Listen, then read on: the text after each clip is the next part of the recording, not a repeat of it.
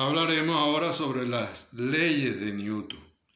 Las leyes de la dinámica son la primera ley de Newton o ley de inercia, que nos dice que todo cuerpo va a permanecer en estado de reposo o de movimiento rectilíneo y uniforme a menos que una fuerza externa no equilibrada actúe sobre él. Siempre va a conservar su estado de reposo o de movimiento rectilíneo y uniforme, o va a conservar su forma, no se va a deformar. Esta ley no nos va a dar ninguna expresión, ninguna ecuación. La segunda ley, o ley fundamental de la dinámica, nos dice que la aceleración que adquiere un cuerpo es directamente proporcional a la fuerza que se le aplique e inversamente proporcional a la masa de dicho cuerpo. Aceleración directamente proporcional a la fuerza, inversamente proporcional a la masa. Esta expresión es más conocida como fuerza igual a masa por aceleración. Segunda ley de Newton.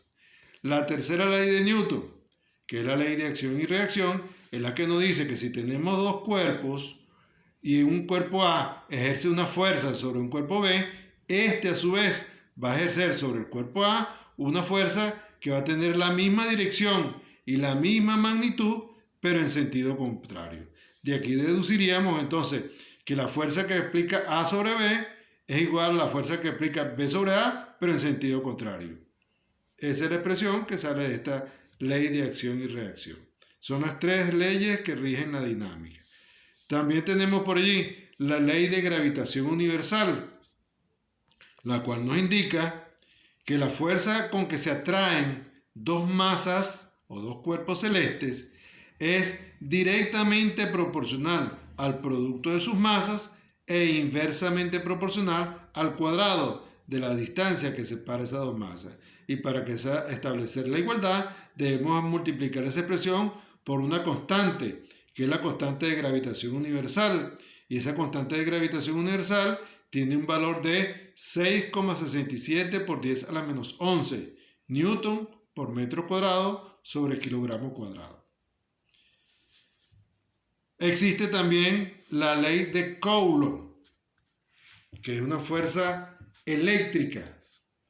Esa fuerza eléctrica nos dice que la fuerza con que se atraen o se repelen dos cargas eléctricas, la fuerza es directamente proporcional al producto de dichas cargas e inversamente proporcional al cuadrado de la distancia que separa esas cargas. Para que se establezca la igualdad debemos multiplicar por una constante, que es la constante de proporcionalidad. Esa constante de proporcionalidad vale 9 por 10 a la 9 newton por metro cuadrado sobre Coulomb al cuadrado sobre KD. KD no es más que la constante dieléctrica y cuyo valor va a depender del ambiente donde se esté desarrollando la interacción eléctrica. Si el ambiente donde estamos desarrollando es el vacío o es el aire, KD valdrá 1. Si es en otro ambiente, nos dirán el valor de esa constante dieléctrica. Impulso de una fuerza. El impulso de una fuerza es una magnitud vectorial que se va a medir como el producto entre la fuerza aplicada a un cuerpo y el tiempo que dura la aplicación de esa fuerza. Impulso igual a fuerza por el intervalo de tiempo que dura la aplicación de la fuerza. Las unidades para la intensidad, para el impulso de una fuerza, es igual a newton, que es la fuerza, por segundo, que es el tiempo, o sea, newton por segundo en el Sistema Internacional de Unidades. En el sistema CGS, las unidades serían dinas para la fuerza y segundo para el tiempo. Dinas por segundo en el sistema CGS, las unidades de impulso de una fuerza. Cantidad de movimiento lineal, el cual vamos a anotar con la letra P, también va a ser una magnitud vectorial que vamos a medir como el producto de la masa de un cuerpo por la velocidad que éste adquiere.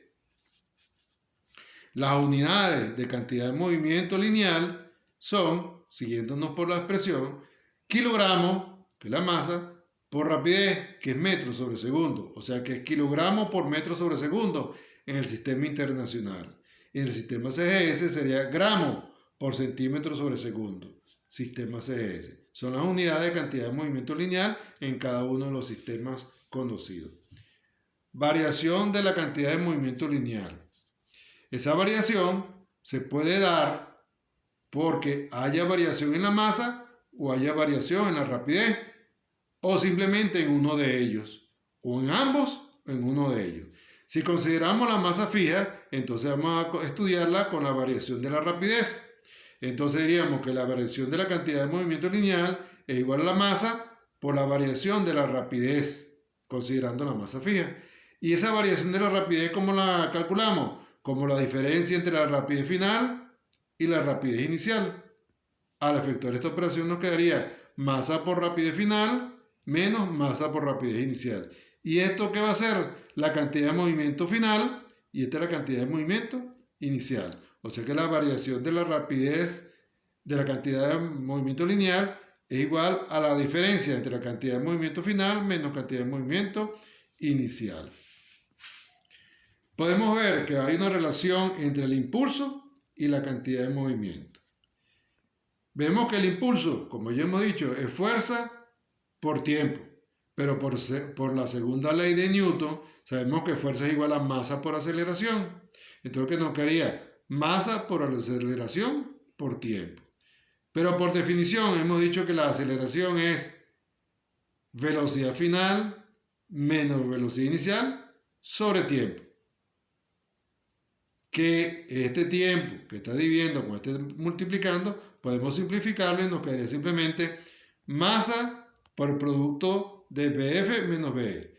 Al efectuar aquí nos quedaría, o esto que está aquí no es más que la variación de la rapidez, o sea, masa por la variación de la rapidez. Esa sería entonces la variación de la cantidad de movimiento lineal. Variación de la cantidad de movimiento lineal entonces es igual a masa por la variación de la rapidez. Conservación de la cantidad de movimiento lineal. Nos dice que si tenemos dos cuerpos que están interactuando entre sí, la cantidad de movimiento lineal antes de la interacción, la suma de las cantidades de movimiento lineal antes de la interacción, va a ser igual a la suma de la cantidad de movimiento lineal después de la interacción. Llamando P1 a la cantidad de movimiento del cuerpo 1 y P2 a la cantidad de movimiento del cuerpo 2 antes de la interacción, y P1' y P2' la cantidad de movimiento lineal del cuerpo 1 y del cuerpo 2 después de la interacción. Así nos quedaría la conservación de la cantidad de movimiento lineal. Sustituyendo aquí por las respectivas fórmulas nos quedaría cantidad de movimiento lineal 1 masa 1 por V1, cantidad de movimiento lineal 2 masa 2 por V2, cantidad de movimiento lineal 1 después de la interacción masa 1 por velocidad después de la interacción y masa por velocidad del cuerpo 2 después de la interacción. Esa sería la expresión que utilizaríamos para la conservación de la cantidad de movimiento lineal.